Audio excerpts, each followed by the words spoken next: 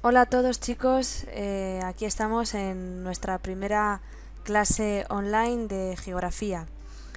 No salgo yo en el vídeo, os dije que íbamos a grabar unos vídeos para que los pudieseis ver en casa. En este caso yo no he salido en el vídeo porque, bueno, de hecho es un apartado del temario que necesitaría que se viese con imágenes. Normalmente lo dibujo en clase, pero pues casi queda mejor si os muestro las imágenes de lo que vamos a ver a continuación.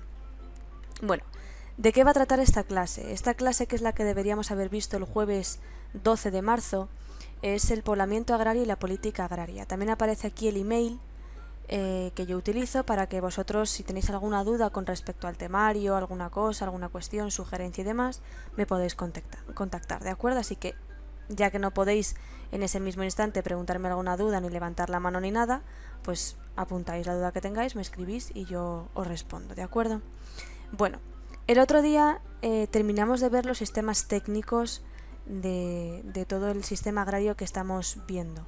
Entonces, todavía nos quedaba por ver de lo que es el primer apartado de los factores que influyen en el sector primario, los factores humanos. Recordamos que estábamos viendo la estructura agraria, que era lo que es la organización, que os puse un esquema, que son los tipos de poblaciones activas del primer sector, el tipo de propiedades, los tipos de explotaciones y de los sistemas técnicos. Bueno, eso ya es lo que vimos anteriormente y ahora vamos a seguir todavía con los factores que influyen en ese sector primario, los factores humanos, pero lo referente al poblamiento rural o el poblamiento agrario, ¿vale? Así que bueno, vamos a empezar.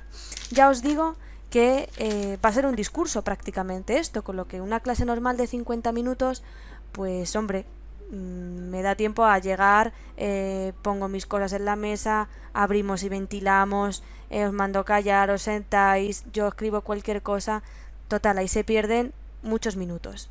Pero aquí voy a dar el mismo contenido que yo tenía previsto dar en esa clase, pero seguramente no voy a tardar 50 minutos, voy a tardar bastante menos, voy a tardar pues a lo mejor media hora, un poco más, un poco menos, pero vamos, que quiero que tengáis en cuenta que vamos a ver el mismo contenido que estaríamos en clase, ¿de acuerdo?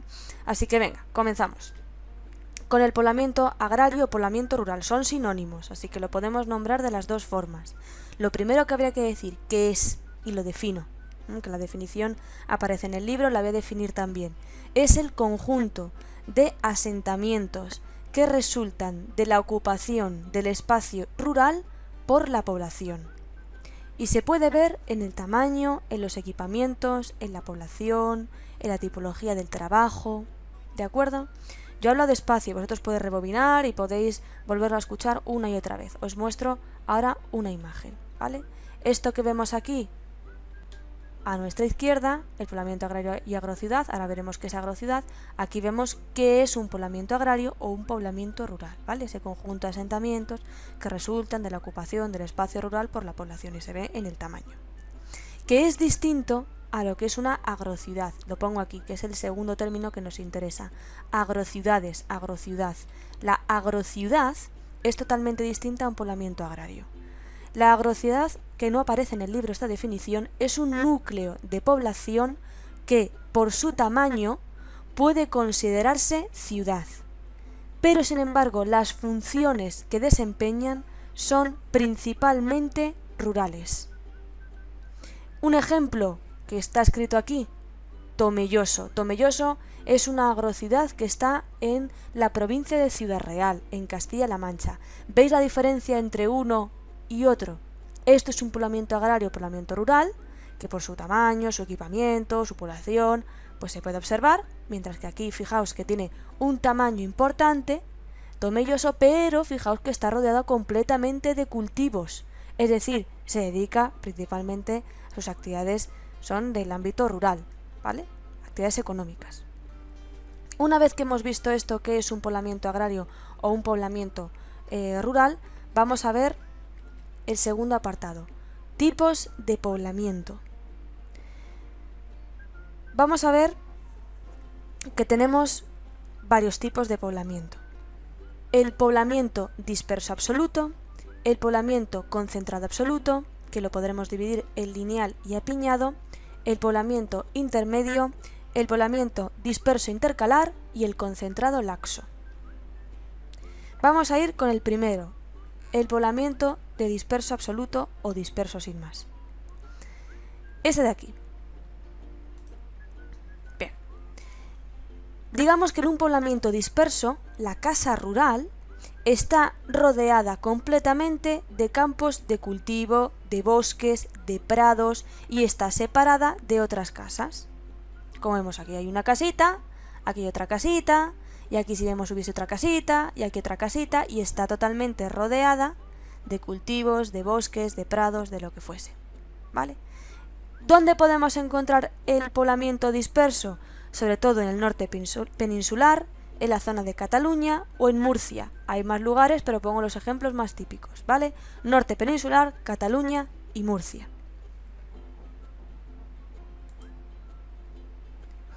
Bueno, el segundo tipo, el poblamiento de concentrado absoluto o concentrado sin más. Son viviendas juntas, ¿vale? Concentrados que están todas juntitas, y lo vemos aquí, el concentrado absoluto. Pero lo podemos dividir en dos, el apiñado y el lineal. El apiñado son casas agrupadas en torno a un núcleo. Normalmente, ¿cuál es el núcleo principal en todos los pueblos de España? Normalmente la iglesia o la plaza del ayuntamiento. Pues en torno a esa plaza o ese ayuntamiento o esa iglesia va surgiendo todo el poblamiento concentrado apiñado, es decir, todas están juntitas, todas las casas. Sin embargo, el lineal son casas que se han ido construyendo a lo largo de una vía o una carretera. En este caso es una carretera que viene por aquí, pasa y se va. Y las casas están alrededor de esta vía principal. ¿Veis la diferencia entre uno y otro? Dos son muy típicos de ver en casi todo el territorio español, así que no os puedo decir una provincia o comunidad exacta, porque están en todo el territorio español, nos podemos encontrar tanto uno como otro. ¿Vale? Bueno. Visto el poblamiento del concentrado absoluto, vamos a ir a por los intermedios. Veis que esto es súper sencillo. Los intermedios pues es un poquito de todo, ¿de acuerdo? Entonces tenemos el disperso intercalar y el concentrado laxo. Esto es lo que es un poco más ambiguo. Vamos a intentar que echarle un poco de imaginación, porque de verdad no he encontrado otras imágenes con mejor calidad. Yo normalmente ya digo que lo dibujo en clase y de por sí ya el dibujo no es que me salga muy bien, ¿vale? Pero vamos a ver cómo queda. El disperso intercalar, que es este que tenemos aquí a la izquierda, son normalmente casas entre dos pueblos o casas dispuestas a las afueras de los pueblos. Están cerca del núcleo principal. Ponemos un ejemplo, un pueblecito, ¿vale? Ha ido creciendo su territorio y la gente empieza a construir su casita fuera de ese pueblo. Imaginemos, pues yo me quiero hacer un chalet y hay un terreno urbanizable a las afueras del pueblo. Pues yo me construyo un chalecito o una casita, como aquí, a las afueras del pueblo principal. Eso es un disperso intercalar. Se da mucho en el norte peninsular. Y podemos encontrar sobre todo casas más bien grandes, ya que te haces un chalet, una casita grande, pues en las afueras del pueblo te las haces como Dios manda. Entonces pues podemos ver casería, lo que se llama la casería asturiana, la masía catalana, el caserío vasco, el cortijo andaluz. Son tipos de casas, ¿vale? Que luego además la vamos a ver un poquito más, fuera de ese poblamiento o de ese núcleo principal, ¿vale? Casas sueltas que podemos ver o entre dos pueblos, imaginemos pueblo A y pueblo B, y entre medias, como los pueblos han ido creciendo, pues se van construyendo casas la gente. O el pueblo A, sin meter con el pueblo B, pues ha ido creciendo y yo construyo mi casa pues a lo mejor a 500 metros de la entrada del pueblo, ¿vale? Pues ahí ya tenemos un disperso intercalar. Y aquí lo que tenemos a la derecha es un concentrado laxo. El concentrado laxo es que las casas están muy separadas entre sí unas de otras, pero todas juntas forman un núcleo de población. Por ejemplo, aquí vive un señor, aquí vive otro, pero ojo, aquí vive otro. Todo este territorio forma un único pueblo. Se parece mucho a lo otro, pero es distinto, porque aquí hay un pueblo que estaría concentrado, aunque aquí se ve fatal, pero estaría aquí un poblamiento concentrado y a las afueras yo me construyo mi casa, y aquí es que aquí una persona ha construido su casa, aquí otra, y fijaos lo que tiene que caminar para ir a la casa del otro vecino. Es decir, están separadas entre sí, pero todas juntas están en un poblamiento de concentrado laxo, ¿vale? Es decir, es un mismo pueblo, pero acá están separadas entre sí. Y se da igual, en casi todo el territorio también el concentrado laxo se da más en el norte peninsular, pero también lo podemos encontrar en el centro peninsular, ¿de acuerdo? Así que también se da en todo el territorio. Bueno, visto ya todo esto, vamos al segundo apartado todavía dentro del poblamiento agrario, ¿vale? Así que dentro del poblamiento agrario rural hemos visto qué es el poblamiento agrario, hemos visto qué son las agrociudades y estábamos viendo los tipos de poblamiento. Y ahora vamos a ver, dentro del poblamiento agrario también, los tipos de hábitat. Pero para eso hay que ver qué es el hábitat rural. Como definición, el hábitat rural comprende las viviendas y las dependencias agrarias. Es así, la morfología, la forma de la casa varía según el material constructivo. La forma de la cubierta, es decir, el techo, el plano de la casa, va a variar según dónde esté ubicada la casa en la geografía española. Así que el hábitat nos tenemos que quedar claro que son las viviendas, el tipo de vivienda y cómo está dispuesta esa vivienda, es decir, las dependencias, las habitaciones agrarias, cómo están ubicadas. Y diréis, ¿esto para qué? ¿Cómo lo veo yo? Ahora lo vamos a ver, ¿vale? Es decir, aquí vamos a ver la forma de una casa, que variará según el material que construyamos y según dónde esté la casa. Me refiero, en el norte peninsular no se construyen igual las casas que en el centro peninsular o con el sur peninsular, porque la idiosincrasia de la población es distinta. El material con que cuentan para construir la casa es distinto. Ahora mismo, desde luego en pleno siglo XXI, en el 2020, pues todo el mundo lo construye con ladrillo, pero hay que remontarse que estamos en el poblamiento agrario y que estas casas se han construido tiempo atrás. ¿De acuerdo? Bueno, entonces, una vez que ya sabemos qué es el hábitat rural, podemos dividirlo atendiendo bien a los materiales o atendiendo al plano de la casa. Esto es súper sencillo. Atendiendo a los materiales. Es decir, vamos a ver cómo son las casitas de los pueblos en España. Atendiendo a los materiales, las casas tradicionales están hechas según los materiales de las zonas. Es decir, si ahí abunda la piedra, pues voy a construir mi casa en piedra, no la voy a construir en madera, porque no tengo, ¿vale? Según los materiales que yo tenga en la zona. Entonces hay varios modelos. Tenemos el primero, el de aquí arriba, la casa de piedra. Podemos tener piedras regulares o piedras más irregulares que estén mejor o peor talladas. Pero lo que nos interesa es que están en el norte peninsular, abundan en el norte peninsular. ¿Eso quiere decir que si estamos en el centro peninsular nunca vamos a encontrar una casa de piedra? Pues claro que sí. En la Sierra de Madrid hay casas de piedra, pero vamos a poner a estipular como que lo más normal es que están en el norte peninsular, las casas de piedra, ¿vale? De esa tipología. Luego estarían las casas de madera o lo que se llaman las de madera entramada, que mezcla piedra con madera, ¿vale? Va veteando, va metiendo entre medias madera. Y se ve que abunda más la madera que aquí que la piedra. Y se dan tanto en el norte como en el interior peninsular, ¿vale? Y luego estarían aquí las casas de barro. Es barro crudo mezclado con paja secado al sol. ¿Qué pasa? Que esto es como se hacía antiguamente. Antiguamente se hacía así. Ahora hay casas de barro. Hombre, hay gente que vive en casas de barro porque están construidas desde hace ya muchísimo tiempo. Pero nadie se va a poner a construir una casa de barro ahora mismo. Ahora mismo se construyen con ladrillo. ¿Dónde podemos encontrar este tipo de casas? Más bien en el sur y este peninsular. Murcia, Valencia, todo el valle del Guadalquivir, las zonas de Andalucía. Y luego se pintaban de blanco con cal blanca, y son los típicos pueblos blancos de Andalucía. ¿De acuerdo? Ahora mismo están de ladrillo y por fuera se pueden pintar de blanco. Pero bueno, para que sepamos que las casas tradicionales, los materiales eran de barro antiguamente. ¿Vale? Bueno. Y si nos ponemos atendiendo al plano de la casa, voy a ir aquí al anterior, tenemos casa bloque y casa compuesta. Bueno, pues vamos a ver atendiendo al plano de la casa. Según la actividad agraria, pues tendremos casa bloque o casa compuesta, ¿vale? Las casas bloque, esta de aquí, la de la izquierda, en la que todas las dependencias están bajo el mismo techo. Es decir, en esta casa, que es un bloque, estaba la vivienda, está el establo, estaba el granero, estaba todo. Aquí, según entramos, estaría pues el establo, el granero, o el establo más bien, y arriba estaban las dependencias de la casa, la cocina, las habitaciones, y con el calor incluso que desprendía el ganado, se calentaba también la casa arriba. Y luego el granero podía estar arriba o adosado al lado. ¿De acuerdo? ¿Dónde se puede ver este tipo de casas? En el norte peninsular, pero ya digo, hay algunas que están a ras de suelo y hay otras que se colocan un poco en altura, me da igual. El caso es que las típicas casas bloque en España son las llamadas las payoza gallega, el caserío vasco o la casona asturiana. Esto que vemos aquí es una casona asturiana, ¿vale?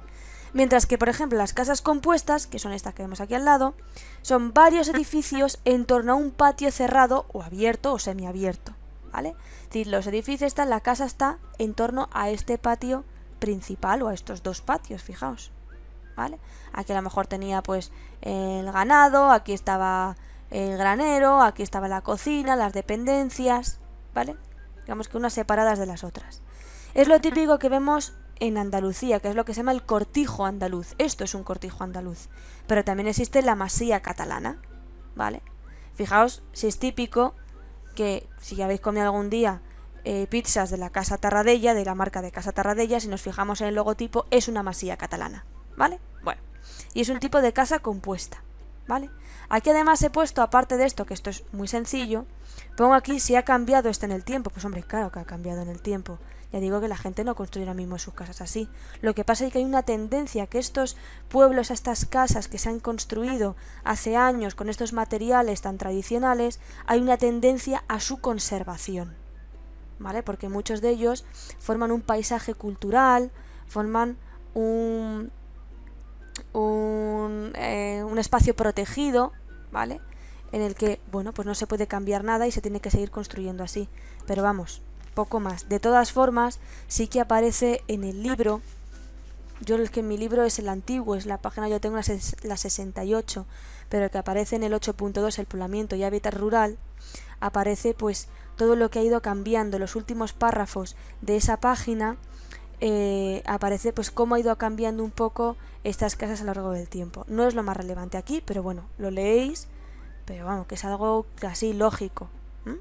Así que bueno, visto esto, ya habríamos acabado con lo que es el punto de factores que influyen en el sector primario. Ya vimos los naturales y ahora hemos visto todos los humanos, ¿de acuerdo?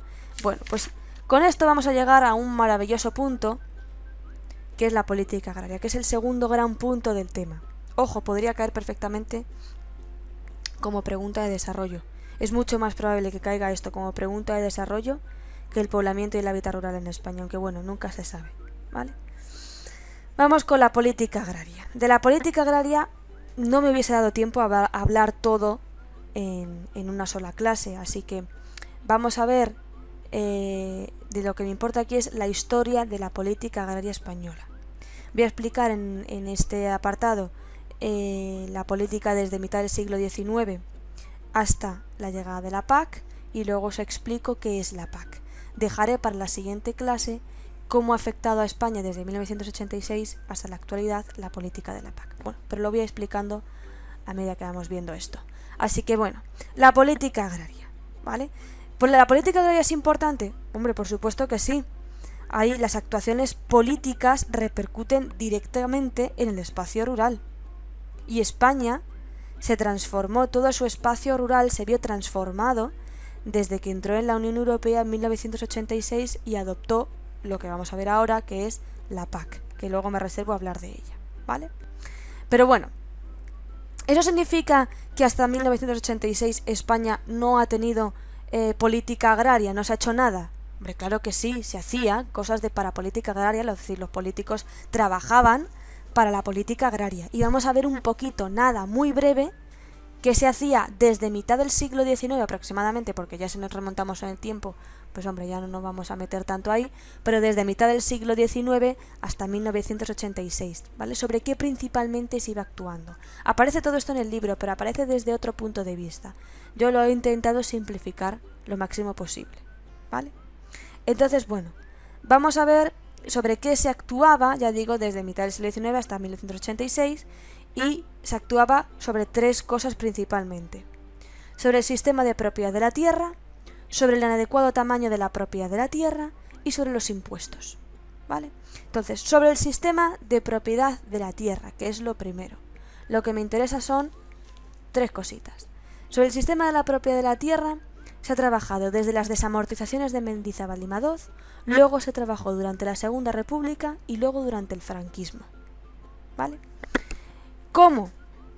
Nosotros ya hemos visto anteriormente que eran las desamortizaciones, ¿vale? Es decir, esos bienes de manos muertas, es decir, que tenía la iglesia o incluso que tenían ayuntamientos y que no estaban siendo utilizados, que no eran rentables y que el Estado necesitaba esas tierras para dárselas a los jornaleros, para que trabajasen los jornaleros y que los vendían a subasta pública, ¿vale? Pues esto es lo que es una de las primeras medidas que se tomaron sobre la propiedad de la tierra, que cambiase, en este caso, sobre todo de la iglesia o de ciertos ayuntamientos y que no estaban utilizándose, ¿vale? Se vendían a subasta pública para que los propietarios ahora fuesen jornaleros o un mediano, pequeño o gran propietario que pudiese trabajar esa tierra.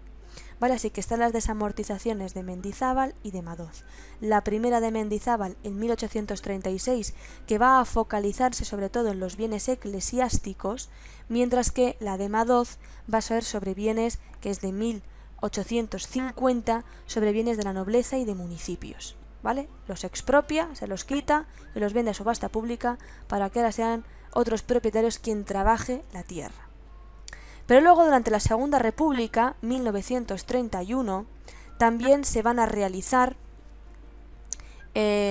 políticas sobre la propiedad de la tierra, ¿vale? Porque lo que se quería era redistribuir la tierra.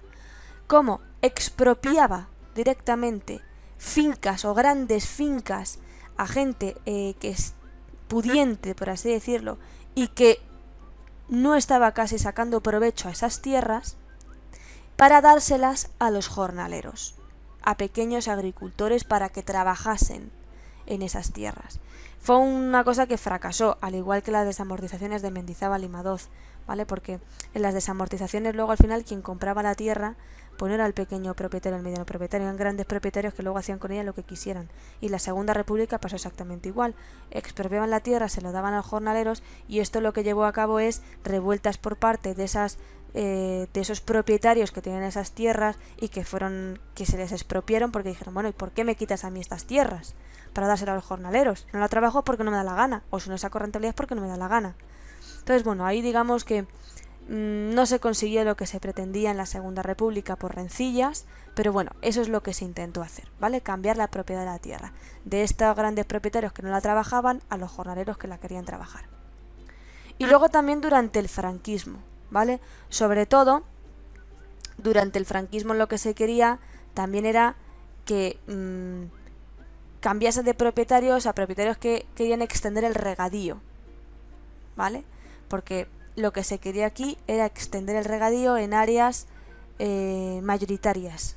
El regadío es uno de los principales cultivos de España y se daba tierras, ¿vale?, a aquellos que trabajasen los sistemas agrarios de regadío. Pero bueno, es lo de menos, ¿vale? Digamos que tampoco fue lo más esperado ni tampoco dio el fruto que se esperaba, pero bueno. Queda claro entonces sobre el sistema de propiedad de la tierra es cambiar el propietario para intentar producir más. Bueno, pues ya está.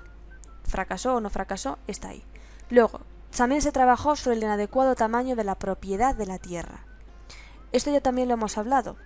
Hemos dicho que antiguamente la mayor parte de las parcelas eran de los propietarios minifundistas y que estaban unas muy separadas de otras.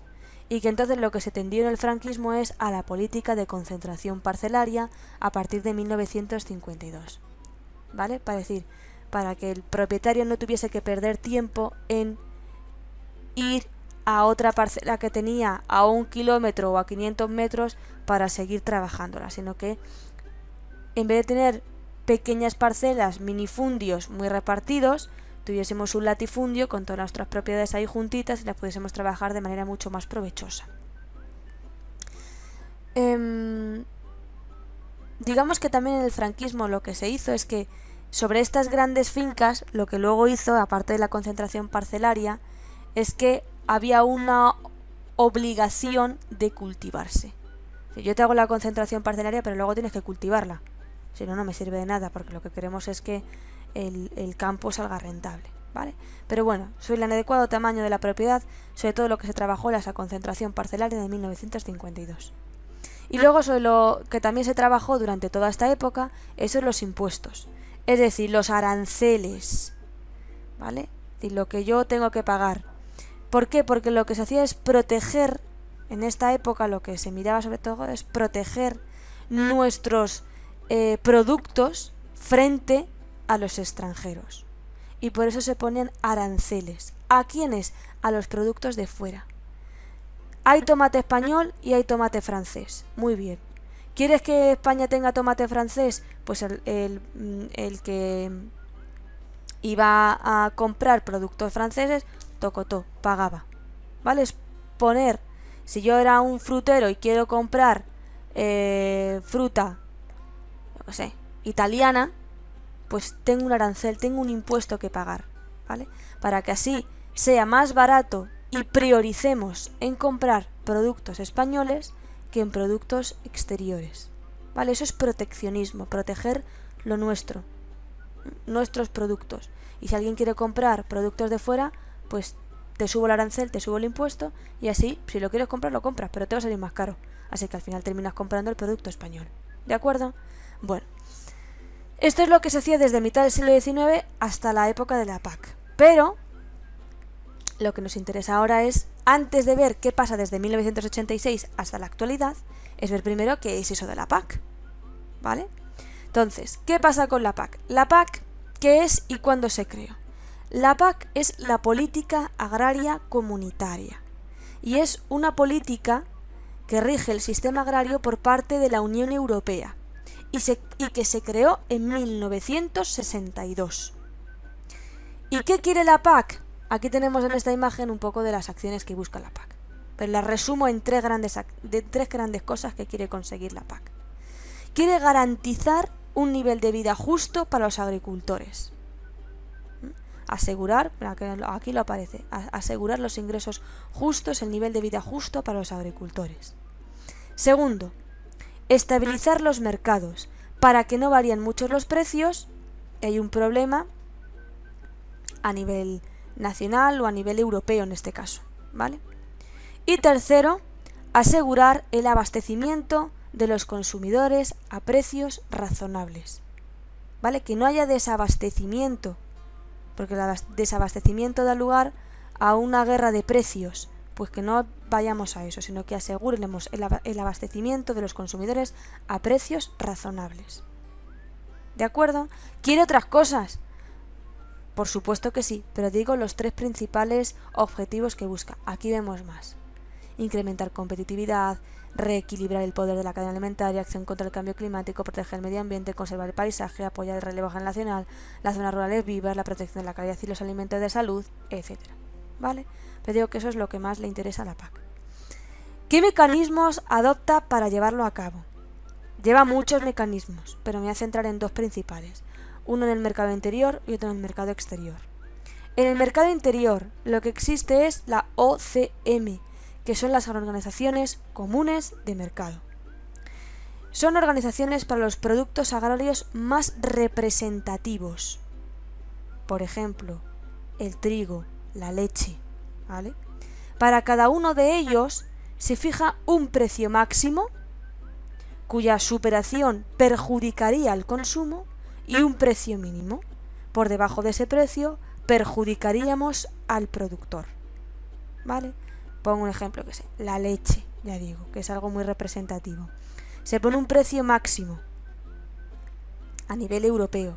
No se puede superar de tanto, porque si se supera de tanto la gente ya no compra leche y eso es perjudicial al consumo, para el consumo. Pero tampoco puedo bajar mucho el precio de la leche, porque entonces a quien perjudico es al productor agrario, ¿vale? Entonces la Unión Europea lo regula para que ni a unos ni a otros. Luego puede variar en función de los países, ¿vale? Pero hay un precio máximo y un precio mínimo, ¿de acuerdo? Otro mecanismo que puedo adoptar en el mercado exterior. Este es en el mercado interior. En el mercado exterior, el mercado exterior se rige por lo que se llama el principio de preferencia. ¿Qué significa esto? Pues que la PAC Lo que ha dicho es que hay que dar prioridad a los productos de la Unión Europea sobre los procedentes de terceros países. Es decir, si España tiene que comprar, pues no sé, trigo, vale, imaginemos, pues si no tenemos trigo nosotros, nuestra prioridad es comprar trigo a la Unión Europea, a Francia, por ejemplo. ¿Que hay trigo en Estados Unidos? Claro que sí, pero la prioridad es que compremos a la Unión Europea.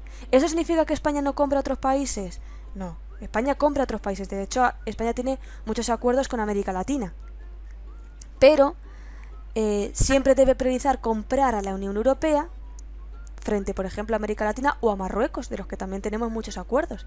Porque, por ejemplo, tú vas a comprar judías verdes y la mayoría de las judías verdes son marroquíes, ¿vale? Pero quiere decir que luego hay acuerdos. Pero se prioriza con la Unión Europea. ¿De acuerdo? Bueno, pues este es el principio de preferencia, que nos compremos entre nosotros mismos. Vale. Y luego aparte, ¿hay otros organismos? Sí, tiene muchos organismos aparte la PAC con los que trabaja.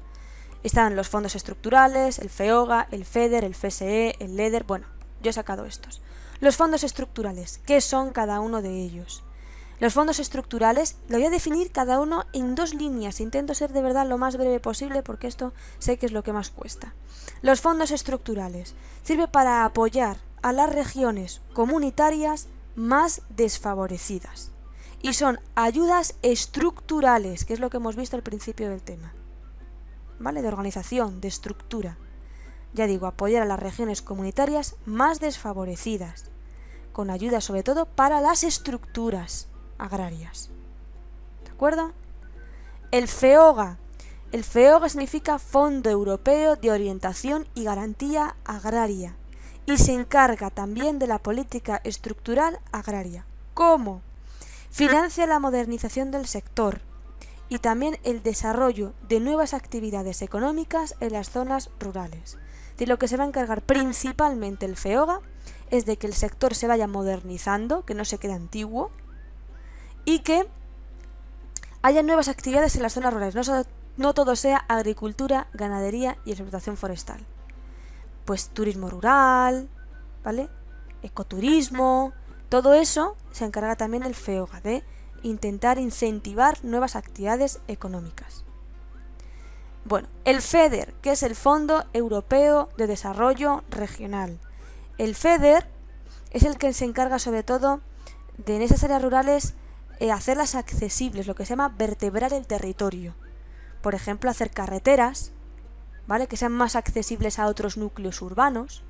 De eso se encarga el FEDER, de ampliar el desarrollo regional, pero a nivel regional, ve región por región a nivel europeo y mira a ver si necesitan nuevas infraestructuras, sobre todo de comunicaciones, de red de transportes. Hay otras cosas que también se encarga el FEDER, pero digo principalmente lo que nos interesa es eso. Y luego está el FSE, que es el Fondo Social Europeo, que se destina al fomento de la formación profesional y del empleo, en este caso todo destinado para el sistema agrario. Porque una persona, si quiere ser agricultor o quiere ser ganadero, tiene que tener un mínimo de conocimiento. No voy a comprarme unas vaquitas y voy a formar aquí un establo. No, señores, hay que tener una breve formación. Los que se encargan en la agricultura y la ganadería saben bastante de métodos, técnicas de semillado, métodos de cultivo, de selección de ganado, etcétera, ¿vale? Entonces, el Fondo Social Europeo, entre otras muchísimas cosas de las que se encarga, en este caso, para el tema agrario, se destina al fomento de formación profesional y del empleo, ¿vale? Bueno, pues nada, chicos, esto es lo que yo quería haberos explicado el jueves cuando hubiésemos tenido la clase. Nos queda el maravilloso mundo de la España y la PAC, pero que queda muy poquito de eso, y ya entro con los usos del espacio rural, agricultura y ganadería en la España rural, es decir, qué cultiva España, que si tenemos tomate, si no tenemos tomate, la vid, el olivo, y luego pues la ganadería, ¿vale? Pero bueno, lo veremos en la próxima clase, ya sabéis, si hay dudas me consultáis, y nada, hasta que nos volvamos a encontrar. Un saludo, chicos.